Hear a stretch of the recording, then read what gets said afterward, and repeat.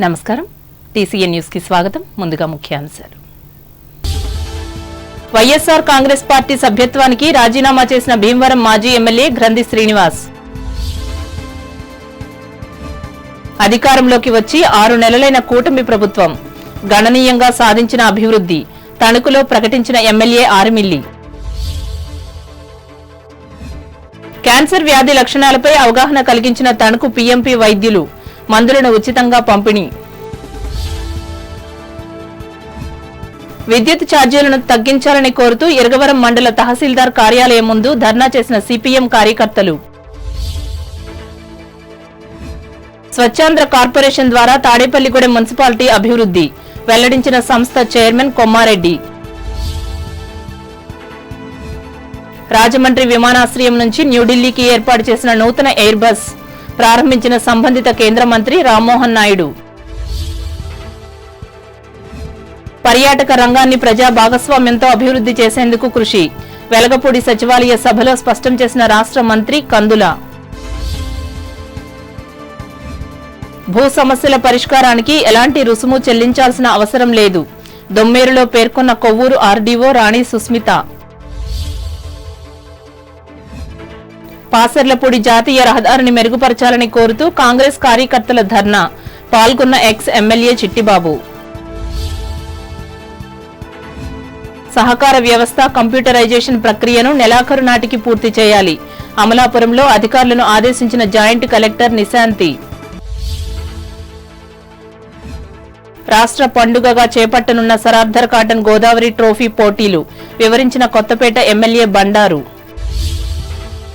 గత కొద్ది నెలలుగా మాజీ ఎమ్మెల్యే గ్రంథి శ్రీనివాస్ వైఎస్ఆర్ కాంగ్రెస్ పార్టీకి రాజీనామా చేస్తారనే ప్రచారానికి తెరపడింది ఈ పార్టీ ప్రాథమిక సభ్యత్వం నియోజకవర్గ ఇన్ఛార్జ్ బాధ్యతలకు రాజీనామా చేసినట్లు తెలిపారు భీమవరంలో గురువారం ఏర్పాటు చేసిన విలేకరుల సమావేశంలో ఆయన పాల్గొని మాట్లాడారు ఈ ప్రాంత అభివృద్ధికి ఎంతో కష్టపడి పనిచేసినట్లు వెల్లడించారు కాగా 2004, 2019 2 పర్యాయాలు శాసనసభ్యునిగా పోటీ చేసి గెలుపొందారు అలాగే ఆయనతో పాటు అనుచరులు కూడా అదే బాటలో రాజీనామాలు చేశారు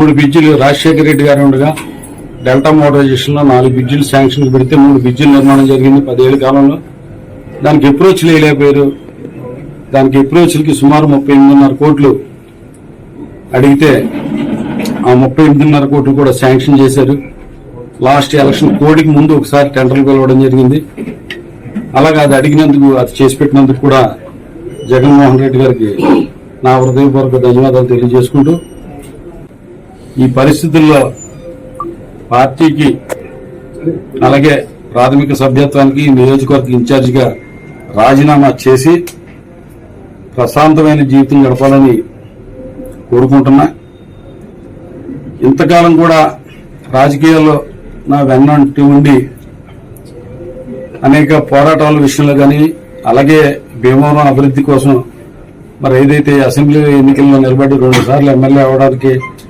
నాకు నా వెంట ఉండి నడిచిన ప్రతి పార్టీ నాయకులకి కార్యకర్తలకి ప్రజలకి అందరికీ కూడా ఈ సందర్భంలో నా హృదయపూర్వకమైన ధన్యవాదాలు తెలియజేసుకుంటున్నా ఒక ల్యాండ్ మార్క్ లాంటి పనులు భీమవరం నియోజకవర్గానికి ఎన్నో చేశాను అది గర్వంగా చెప్పుకోగలను ఉన్నవాళ్ళు ఏంటంటే ఏం కోరుకుంటానంటే నా వరకు నేను చెప్పేదంటే అందరి ప్రేమ అభిమానాలు కావాలి ప్రజలందరూ నన్నే ప్రేమించాలి ప్రజలందరూ కూడా నన్నే అభిమానించాలి అని ఒక చిన్న స్వార్థం అనేది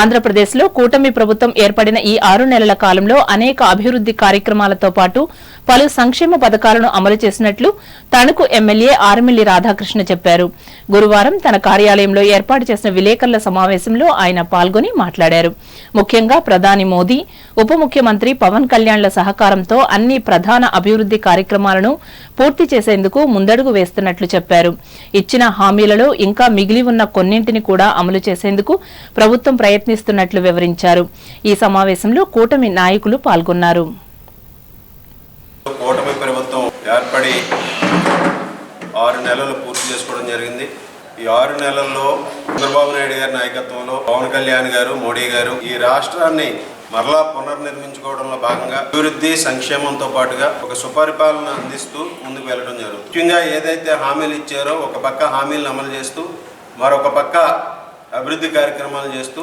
అభివృద్ధి సంక్షేమాన్ని సంపాదనలో ముందుకు తీసుకెళ్ళడం జరుగుతుంది. పెన్షన్లు ఏదైతే ఉన్నాయో ఒకేసారి 1000 రూపాయలు పెంచి 4000 రూపాయలు ప్రతి నెల కూడా 1వ తేదీనే ఇళ్ల దగ్గరికి అందించడం జరుగుతుంది. ఈరోజు ఈ ప్రభుత్వం ఏర్పడిన వెంటనే 198 అన్నా క్యాంటీన్లు ప్రారంభించి 5 రూపాయలకే వారందరికీ కూడా 3 కోట్ల కూడా అక్కడ ఆహారాన్ని అందించడం జరుగుతుంది. ఏ విధంగా రోడ్లని నిర్దాక్షిణ్యంగా నిర్వీర్యం చేసి ఈరోజు కనీసం ప్రయాణం చేసేటటువంటి విధంగా కూడా లేకుండా చేసినటువంటి ప్రభుత్వం వైఎస్ఆర్ కాంగ్రెస్ పార్టీ ప్రభుత్వం గతంలో.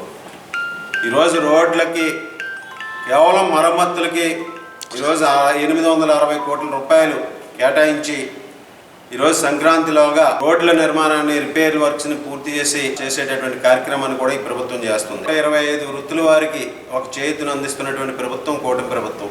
ముఖ్యంగా ఇక్కడ గతంలో సీఎం రిలీఫ్ ఫండ్ని పూర్తిగా అటకెక్కించినటువంటి పరిస్థితి.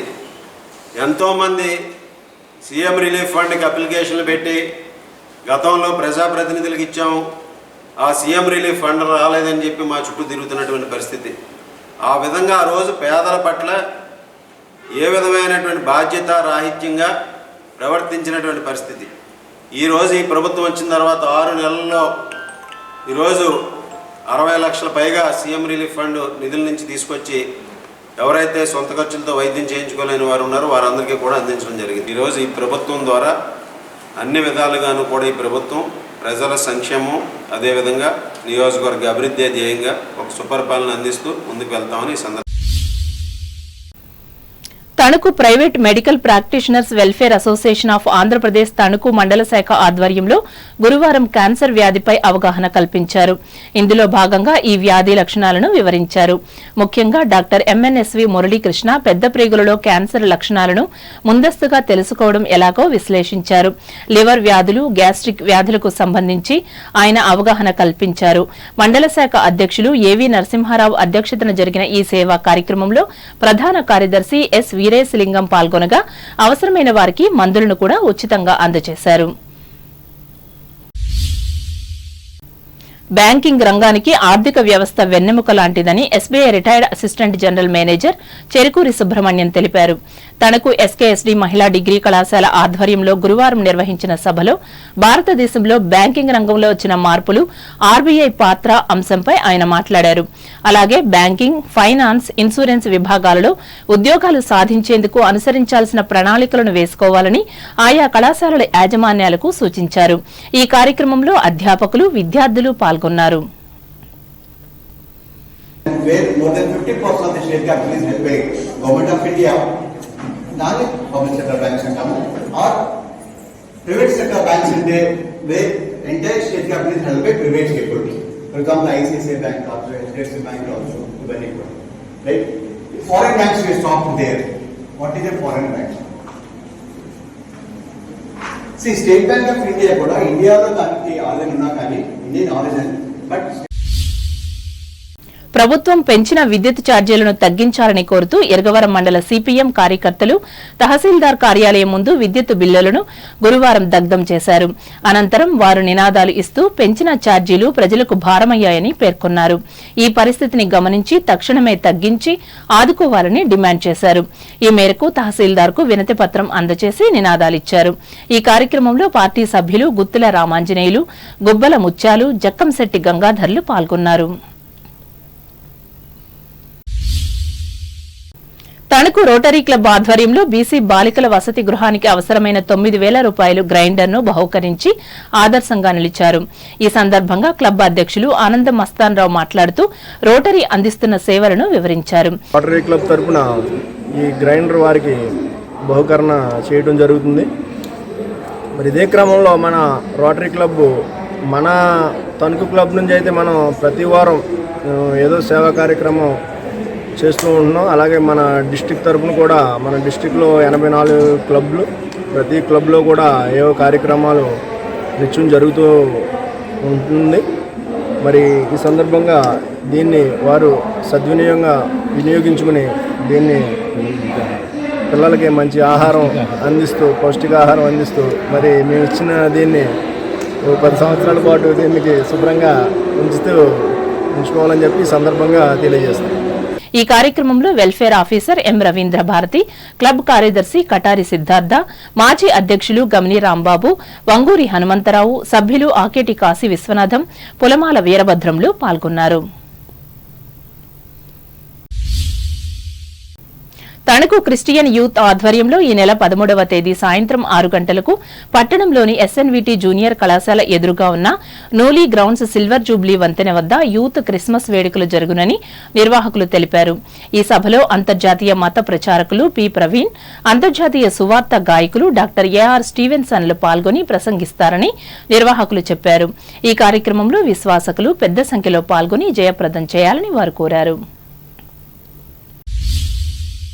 తాడేపల్లిగూడెం మున్సిపాలిటీ అభివృద్ధికి స్వచ్ఛాంధ్ర కార్పొరేషన్ ద్వారా తోడ్పాటును ఇస్తామని ఆ సంస్థ చైర్మన్ కొమ్మారెడ్డి పట్టాభిరామ్ హామీ ఇచ్చారు.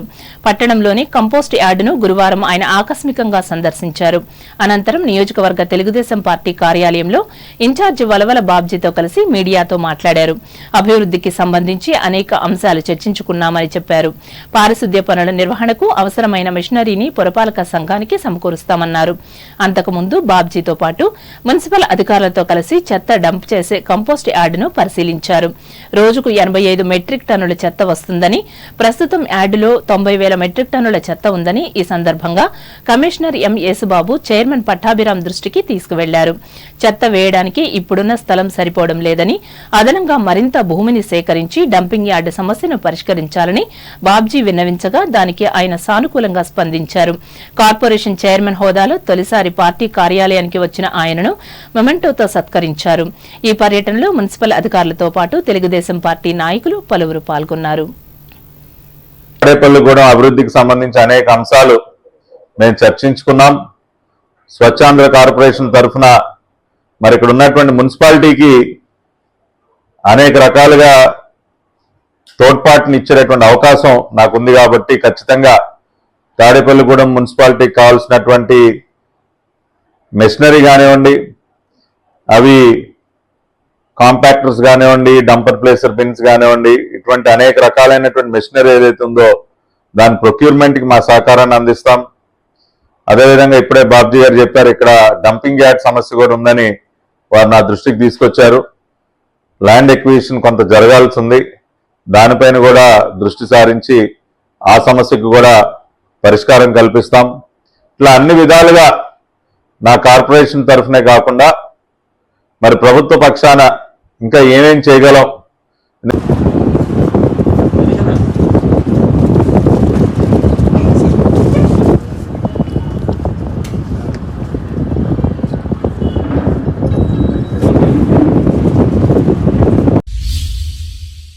ఇప్పుడు వాణిజ్య ప్రకటనలు.